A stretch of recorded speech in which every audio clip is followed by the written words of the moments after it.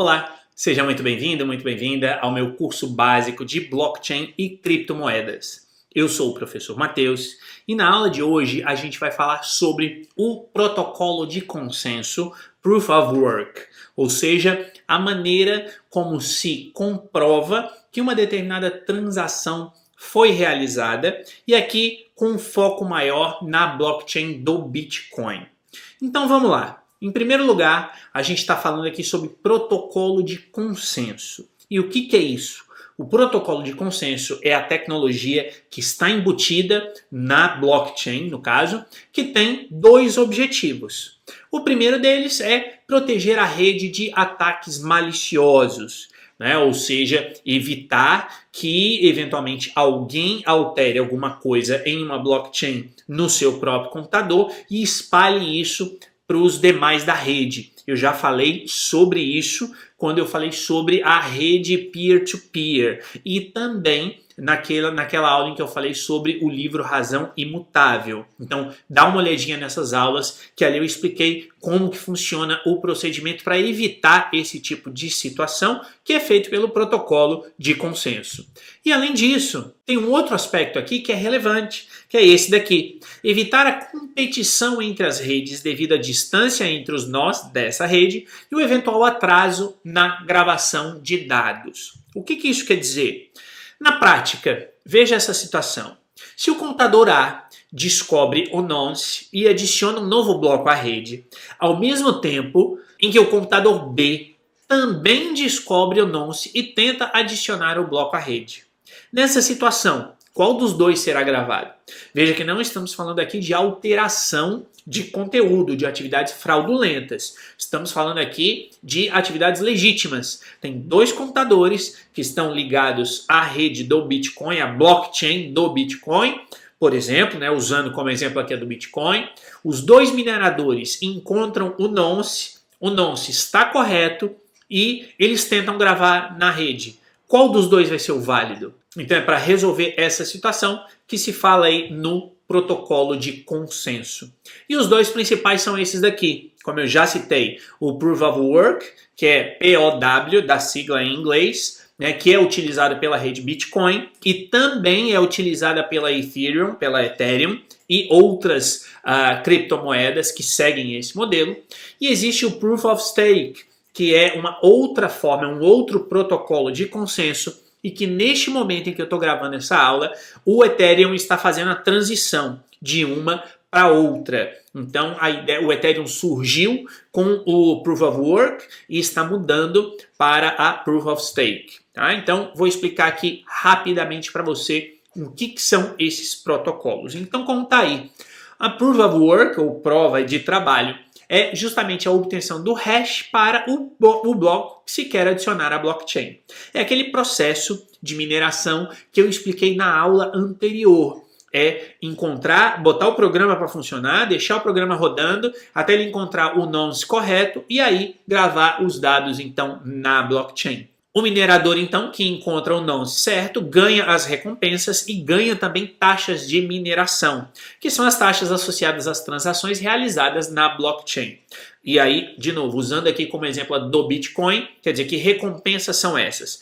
Primeiro, todo minerador vai ganhar um número X de Bitcoins se ele for o primeiro a descobrir o nonce e, se estiver correto, gravar os dados na blockchain. E além disso, ele também ganha essas taxas de mineração, que são basicamente as taxas que são cobradas para que se grave os dados na blockchain.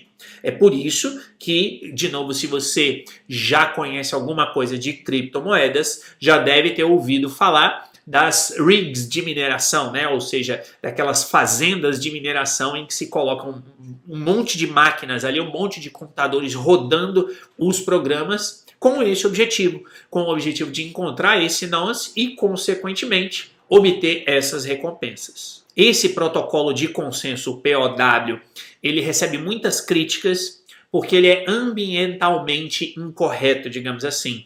E por quê? Porque para eu encontrar um nonce, eu tenho de deixar o computador rodando o programa o tempo todo. E aí eu vou gastar energia elétrica, eu vou gastar o próprio computador, que obviamente vai se desgastar com o seu uso intensivo, e muitas vezes eu vou gastar tudo isso para quê? Para nada, porque de repente ou eu encontro um nonce que não é válido, como eu expliquei na aula passada, ou eu encontro um válido, mas de repente, se outro minerador tiver encontrado e já tiver gravado aquilo na rede, o meu trabalho é jogado fora. Então, existem inúmeras críticas a esse protocolo. O outro protocolo é o chamado Proof of Stake, que é prova de participação numa tradução livre, que é um mecanismo que permite que aqueles que tenham a maior quantidade de criptomoedas associadas àquela blockchain, e daí a ideia então de participação, né, no nome do mecanismo, forjem ou coinem, ou seja, gravem os dados na blockchain. Grosso modo, a ideia é o quê? Quem tem mais daquela criptomoeda vai ter os direitos, então, de gravar os dados na blockchain e, consequentemente, receber as recompensas e as taxas de mineração. E aí, como eu disse, o criador de um novo bloco é escolhido de uma maneira pseudo-aleatória.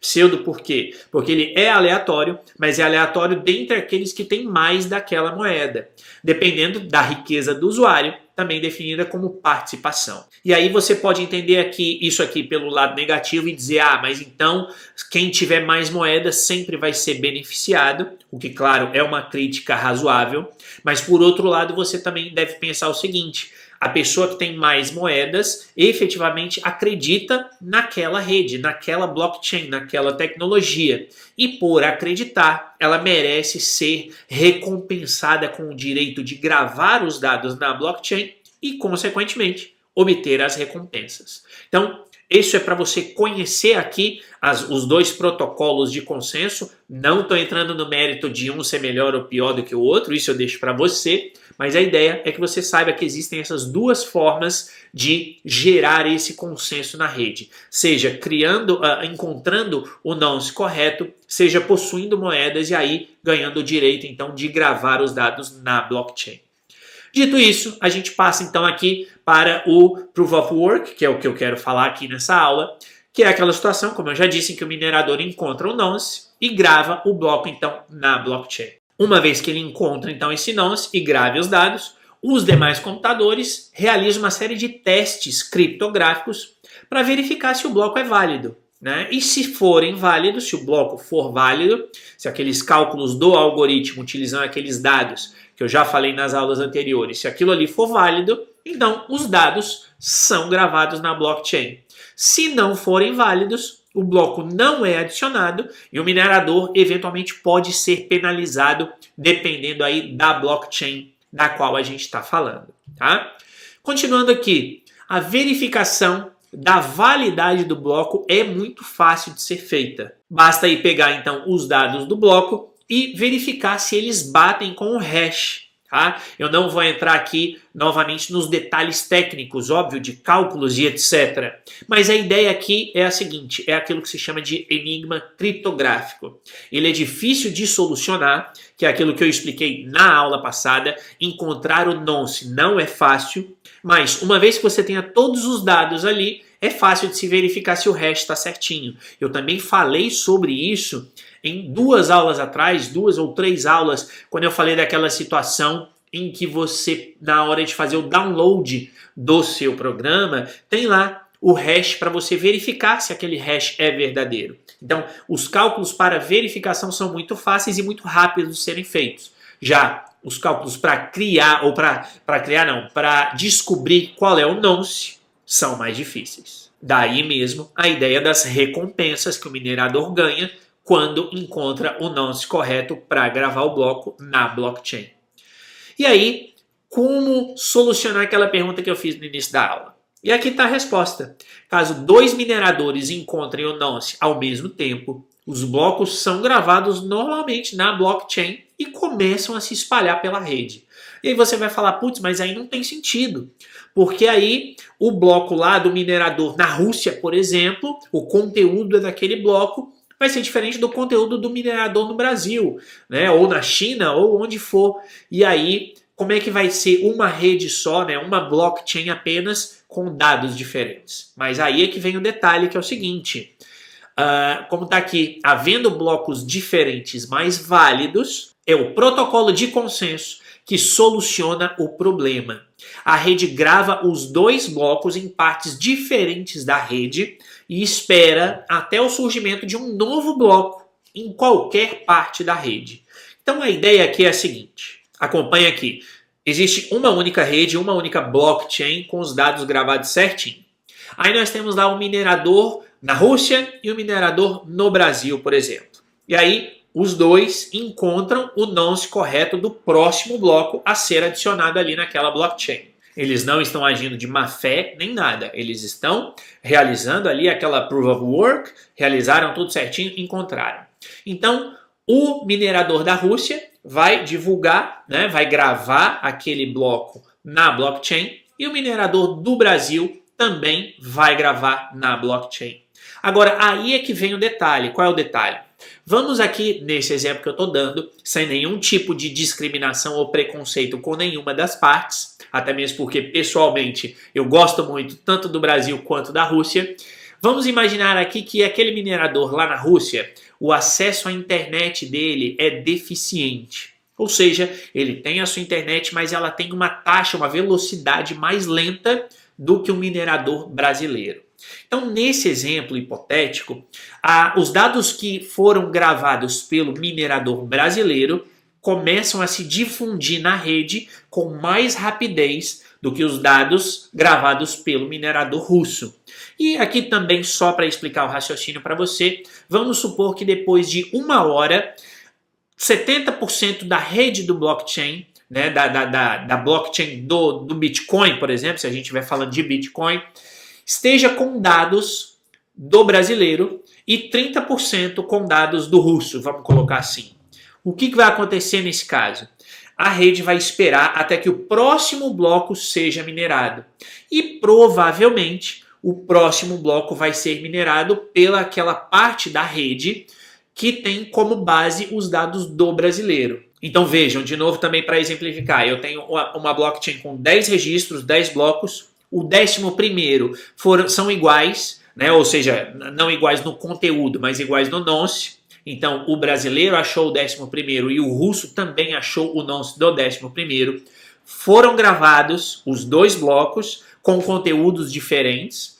E aí o 12º bloco surge primeiro na rede do brasileiro, por exemplo. Ou seja, na rede que contém o bloco que foi gravado ou que foi descoberto, né, cujo nonce foi descoberto pelo brasileiro.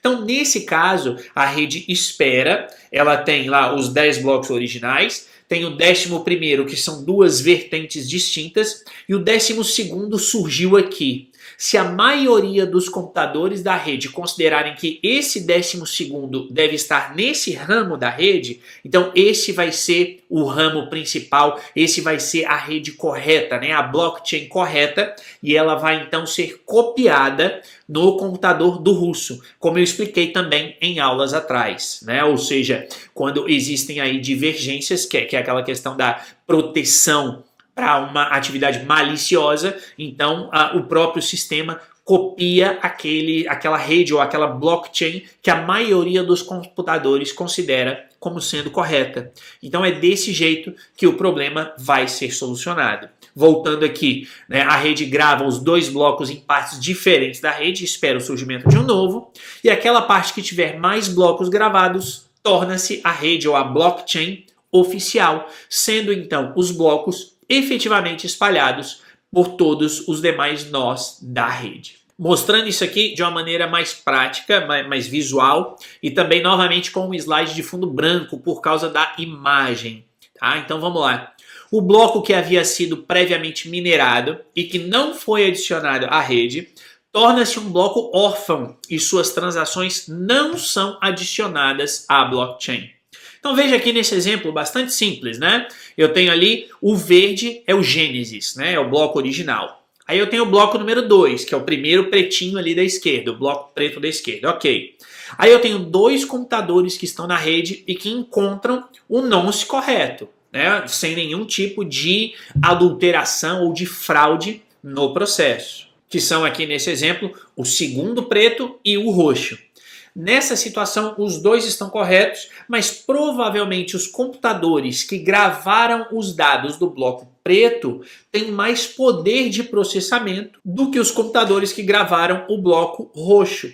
Por esse motivo, esse ramo que está aí abaixo, na parte de baixo, encontrou o quarto bloco, né, que é o outro preto ali na sequência. Quando encontrou esse quarto bloco, veja, o primeiro é o verde, o segundo é o preto, aí o terceiro é o preto de baixo, e poderia ser o roxo, mas o quarto bloco está nessa sequência aqui de baixo. Portanto, essa se torna a rede oficial, ou a blockchain oficial, digamos assim. E aí o roxo virou aquele bloco órfão, como eu mostrei aí anteriormente. Aí vejam o quinto, que também é preto. Vejam aqui que no quinto bloco, o que ocorreu? Houve ali o preto e o roxo que está embaixo. Então, o quinto bloco, os dois computadores encontraram o nonce correto, gravaram. O sexto bloco ficou meio que dividido. Novamente, os dois computadores encontraram nonces corretos e também gravaram. Mas o sétimo bloco, que aí já é na parte aí da direita, perceba que aí a rede já considerou aqueles ali como sendo válidos. Portanto, os dois roxos de baixo no meio são ignorados. E o mesmo ocorre com os outros dois roxos que estão um pouco mais à direita. Como eles não são confirmados, e aqui a confirmação nesse desenho está lá pelo último bloco preto à direita, eles se transformam em blocos órfãos. Por isso que eu pus aqui no finzinho que existe então essa necessidade de serem aguardadas as confirmações antes de se considerar os dados como gravados em uma blockchain. Se você já mexeu com criptomoedas, qualquer criptomoeda, você já deve ter visto isso. Aguardando o número de confirmações, que é justamente isso aqui, é a verificação da gravação dos blocos na blockchain para considerá-los como efetivamente válidos e aí sim a sua transação é validada. Portanto, é esse o protocolo de consenso, ou é a isso que se refere à ideia de protocolo de consenso em uma blockchain. Evitar a gravação ou a adulteração de dados, né, a gravação de dados maliciosos ou a fraude dos dados já gravados por um lado, e evitar que dois blocos que são legítimos, né, cujo nonce é correto, sejam gravados e a rede se divida. Então é dessa forma que o sistema funciona. Se você quiser saber um pouquinho mais sobre isso, dá uma olhadinha aí nessa referência que eu estou destacando aqui, para que você possa então se aprofundar nesse tema. E claro, se você tiver qualquer dúvida sobre esse assunto, deixa aqui nos comentários que com certeza eu vou responder para você em um próximo vídeo. Muito obrigado por ter assistido, um abraço e eu te vejo na nossa próxima aula. Até lá!